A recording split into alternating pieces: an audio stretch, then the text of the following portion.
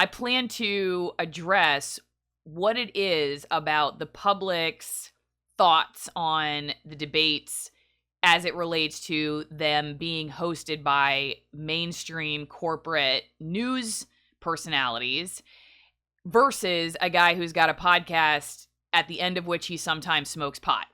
Like, this is where we're at in America, that now, like, a trending topic on social media is the idea that a former Fear Factor host would moderate a debate between a president who was on The Apprentice and Joe Biden, who obviously now also needs a reality show or a game show. So if you have an idea for that or thoughts on that, definitely leave that in the comments. So let's get to this tweet.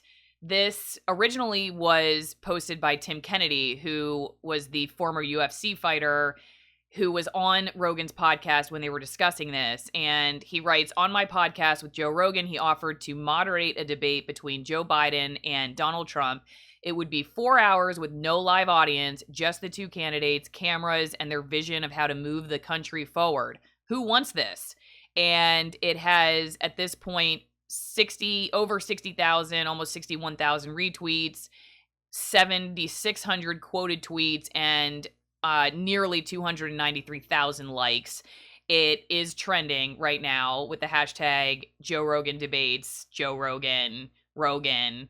And as you see on your screen, if you're looking at this, this was quoted and retweeted by President Trump, who wrote simply, "I do!" exclamation point. One of the shortest President Trump tweets probably in history. But now the game's on. We're just waiting to hear back from the Biden camp to see, like, could this really happen? Now, this is something people have been asking for a while. Actually, there was a petition started not too long ago, and I will show you that right now. This is on change.org. Get Joe Rogan to moderate the 2020 presidential debate. Definitely did not come after this announcement. This is something that people have been gaming for a while, and it already has 267,951 signatures. You see people's signatures coming in every few minutes. And if you scroll down to the reasons that people want this, the first is Joe Rogan is a widely respected host who has hosted interviews with politicians, economists, scientists, and other popular figures who come from various walks of life. Two, many voters have become disenfranchised with pundits and or anchors connected to large mainstream corporations that are viewed as having ulterior motives or ties to a certain party or politician. 3, Joe Rogan has experience with interviewing both progressive and conservative thinkers. 4, Joe Rogan has an audience containing viewers from all areas of the political spectrum. Now, here's why I think people want this to happen and are sort of over the traditional structure of the network or cable news talking heads handling the debates. I have found that a lot of questions I hear nowadays, especially like when I watch the White House press conferences, are almost made for Twitter questions. They're not necessarily questions that benefit the American people or questions that the American people are interested in. They're kind of emotionally charged questions that would fan the flames on social media. And when I watch Joe Rogan, I don't get the sense that his questions are coming from that place. He seems very genuine and frankly very curious. He is interested in learning from people, sometimes controversial people, because he wants to know more about them and sees more information, not less information, as valuable, even if you disagree with somebody. He'll talk to anybody. He doesn't really seem to have the same kind of purity standards that a lot of interviewers have at this point. He talks to people who are sometimes really controversial.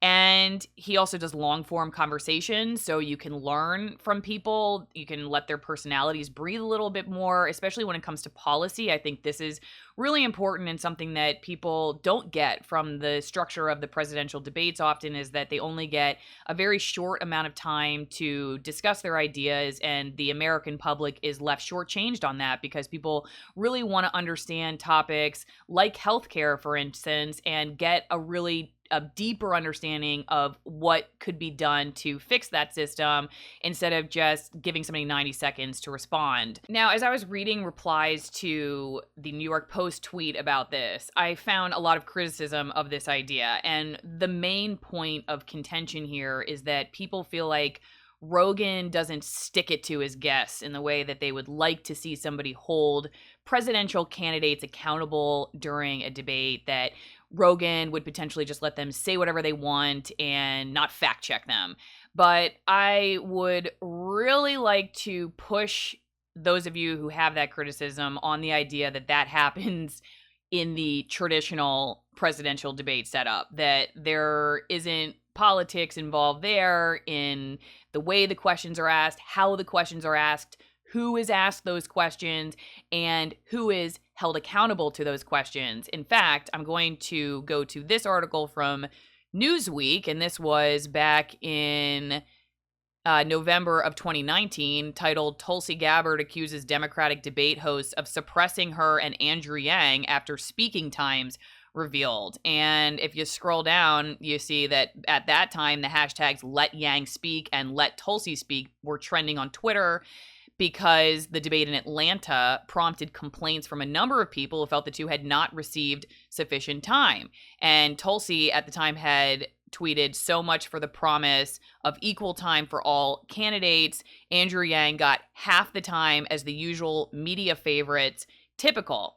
And as somebody who actually was really interested in hearing more from Tulsi Gabbard and Andrew Yang, I was one of those people. I didn't tweet about it, but I was definitely one of those people who felt like I wanted to hear more, and we just didn't get to hear a lot from them. So if you're somebody who's saying that, Rogan is somehow politically biased, or he's an interviewer that's not going to hold people accountable, or any of that stuff, I mean, I'm not going to debate whether he is or isn't here, but I am going to say that you could just as easily force those criticisms on the traditional debate stage. Another criticism that I came across is that Joe Rogan is a conservative, so he will clearly be biased toward President Trump and be more lenient on him in the questions. And I find this criticism hilarious, because the guy literally said he was going to vote for Bernie Sanders. So how anyone who was going to vote for a Democratic Socialist is like your straight up typical conservative, I don't know what these terms mean anymore. And frankly, as somebody who now has been labeled a fascist after doing a video about covering Antifa and May Day in Seattle and just like sticking up for my friends who have been verbally and physically assaulted, like how that makes me a fascist, I really just don't understand anymore. But I will just put that out there, that if you think Joe Rogan is just like your straight up conservative, you might want to do some research on the fact that he said he was going to vote for Bernie Sanders. So to wrap up this video, I really think that if you're a journalist, which I probably have maybe like 2 or -5 of them watching this channel, this is, to me, like something to pay attention to. I'm not going to say it's like a jarring alarm or like a wake-up call, but maybe it is. At least it's something to pay attention to. That the American public is basically saying, these hundreds of thousands of people who have signed the petition, and it's trending on Twitter, and people are interested in this idea. This is saying to us that the traditional form of 90-second sound bites, gotcha questions, airs of superiority, and a sense of elitism in the way the process works out, that the people are kind of over it, and they want a new format. They want to get to know people's personalities.